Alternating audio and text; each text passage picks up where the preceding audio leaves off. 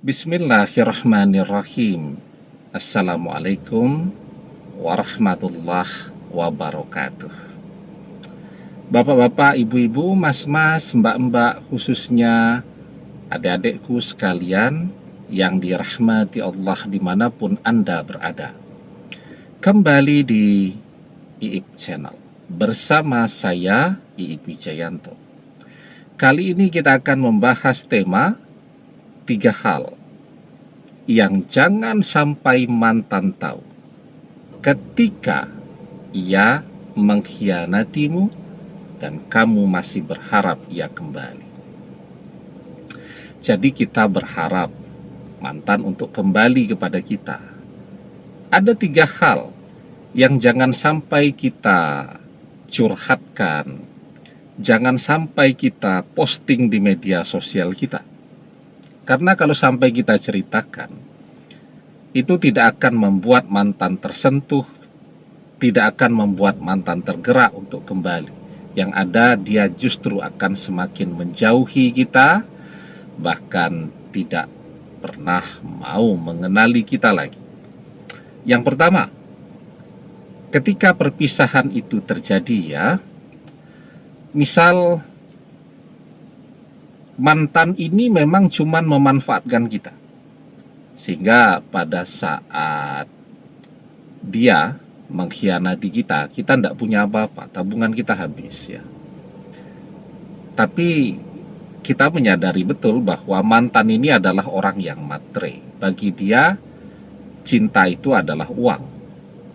Dia mencintai kita karena uang kita, bukan karena kita. Kita menyadari betul itu. Bahkan mantan juga sering cerita, kalau dia matre, keluarganya matre, tapi kita tetap nekat mencintai dia karena kita mencintainya. Ya memang cinta itu macam-macam ya.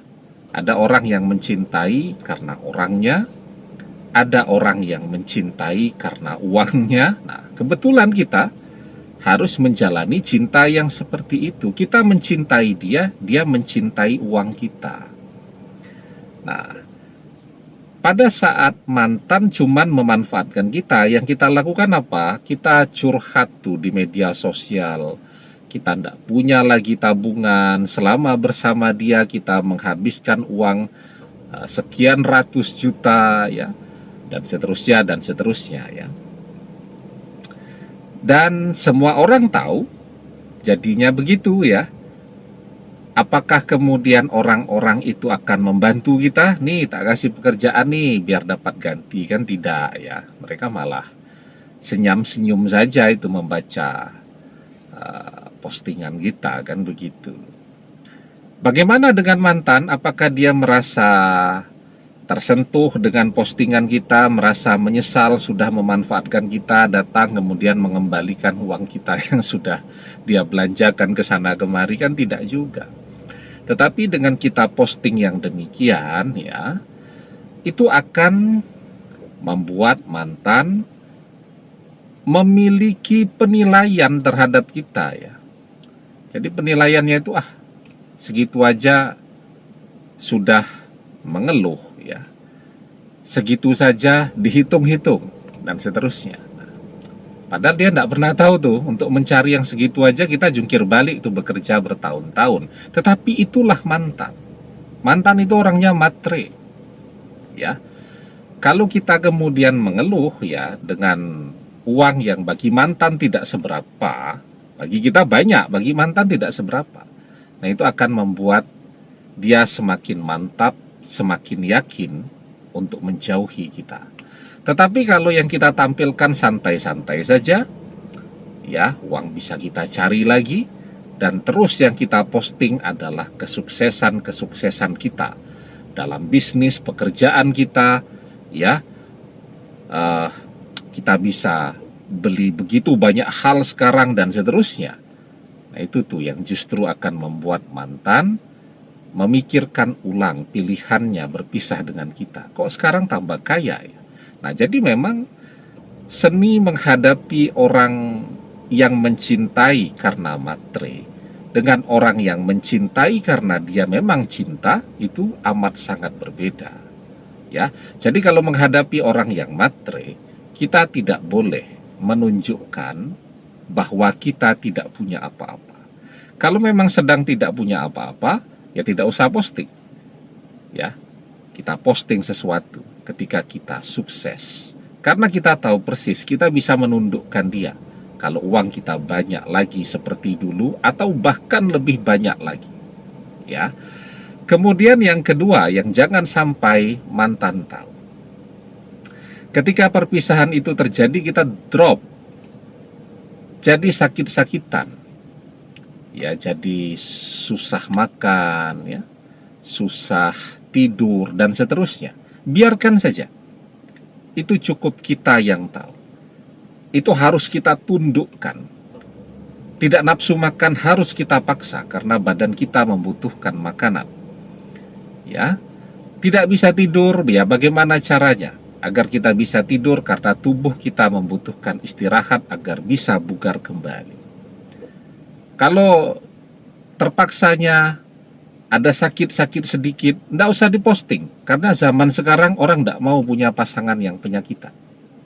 Ya, orang maunya punya pasangan yang sehat dan bisa diajak senang-senang. Zaman sekarang banyak kok.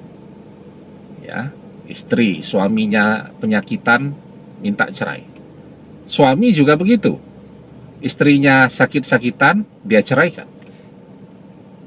Maunya senang-senang saja kan zaman sekarang itu. Ya, sulit mencari orang yang bisa diajak susah. Saat senang ya bahagia, saat susah, sakit, ya dijaga. Kan harusnya begitu. Saya sering tuh lihat tuh. Masa muda suaminya duitnya banyak. Tidak kurang-kurang dia memberikan kebahagiaan untuk istrinya. Namanya orang sudah tua, sakit-sakitan biasa. Apa yang dilakukan istrinya? Ngomel terus, marah terus. Banyak kan yang seperti itu. Nah, saya juga punya teman tuh. Sama, seusia, lebih tua sedikit lah dari saya. Ya.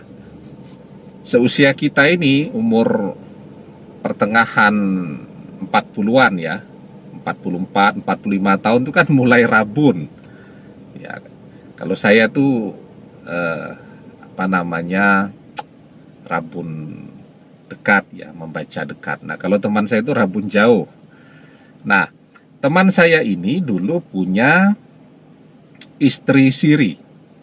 Ya, istrinya itu pendidikan ya. Dokter mata. Begitu. Kemudian dipaksa berpisah oleh keluarga mertuanya. Mertuanya tidak setuju dengan dia. Sekarang rabun, sudah lama tuh pisah ya. Nah, teman saya ini posting tuh ya di media sosialnya. Cerita kalau dia rabun begitu kan. Harapannya istrinya ya, kan masih istrinya juga tuh sampai sekarang tuh sebenarnya. Walaupun istrinya tidak pernah mengakui suaminya itu. Istrinya tidak peduli itu. Saya tanya ke dia, gimana? Istrimu menghubungi tidak? Kamu rabun, kan enak tuh punya istri dokter spesialis mata. Kalau sekarang sudah spesialis kan. Enak tuh. Berobat begitu kan. Apalagi ada namanya pemeriksaan optamol tuh ya. Kalau saya tidak salah tuh. Optamol tuh dekat sekali tuh dengan dokternya. Maka kalau seperti saya kan harus nyari dokter yang laki-laki. Ya. Kalau dia kan misalnya dengan istrinya tuh kan ya namanya dengan istri kan mau diperiksa sedekat apapun kan boleh-boleh saja. Nah, saya tanya ke dia, gimana? Istri menghubungi tidak? Enggak, dia bilang. Padahal dia sering tuh cerita. Kalau saya aja masih jarang-jarang ya. Kalau saya paling ditanya, Ustadz kok jarang komen itu dijawab begitu ya. Saya baca tapi kalau untuk ngetik itu typo karena rabun. Nah, itu aja paling saya kasih tahu ya biar memahami memang manusia itu biarpun kelihatan masih muda, kalau usia sudah mulai merambat, dewasa begitu ya, menua, mulai rabun itu manusiawi sekali. Maksud saya kalau istrinya menghubungi, saya kan juga bisa berobat ke istrinya, kan begitu bisa. Ya paling tidak ngecek lah. Sekarang ini apakah butuh kacamata plus, apa kacamata minus, kan begitu. Maksud saya kan kalau istrinya merespon, ternyata istri teman saya itu tidak merespon. Nah itu contoh ya. Jadi posting yang sakit-sakit itu, padahal sakit betulan kan, rabun kan. Ternyata mantannya, ya paling tidak istrinya sudah menganggap dia mantan, sama sekali tidak peduli, tidak merespon. Itu contoh sederhana. Nah jadi ya, sekarang apa yang harus dilakukan? Yang harus dilakukan, kalau memang kita mengalami drop, itu cukup menjadi rahasia kita. Kita berusaha untuk segera bangkit, pulih, sembuh, segar, bugar.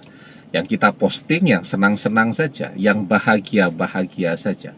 Karena ketika melihat kita drop, itu tidak akan membuat mantan jadi tersentuh dan datang, malah dia tambah senang tuh. Aduh, untung aja pisah katanya, sekarang jadi sakit-sakitan. Coba kalau masih sama dia, jadi ngurusi orang sakit, katanya begitu ya. Nah, itu yang kedua yang jangan sampai mantan tahu. Yang ketiga, tapi sebelum kita bahas lagi lebih jauh yang ketiga, jangan lupa yang belum subscribe untuk memencet tombol subscribe dan menyalakan lonceng notifikasi agar Anda selalu mendapatkan pemberitahuan video-video terbaru dari channel kesayangan kita ini. Dengan subscribe, doa-doa kita selalu terhubung sehingga kita selalu bisa berdoa bersama-sama ya. Dan jangan lupa subscribe itu gratis ya.